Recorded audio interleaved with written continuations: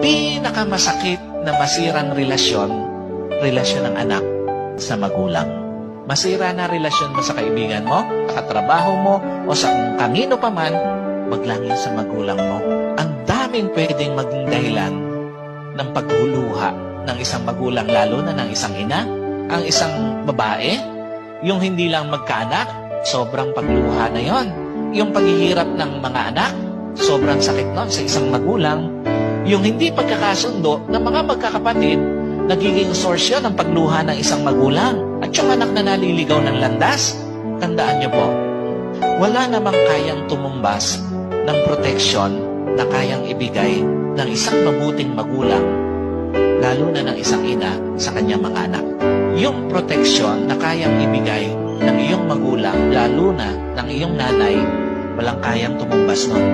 Yung pagmamalasakit na kayang ibigay ng isang magulang para sa kanyang mga anak, walang kayang tumumbas nun. At yung sakripisyo na kayang ibigay ng isang mabuting magulang, lalo na ng isang ina, walang kayang tumumbas nun. Hindi matutumbasan ang kayang isakripisyo, ang kayang ipagmalasakit, ang kayang iparamdam na pagmamahal ng isang magulang sa kanyang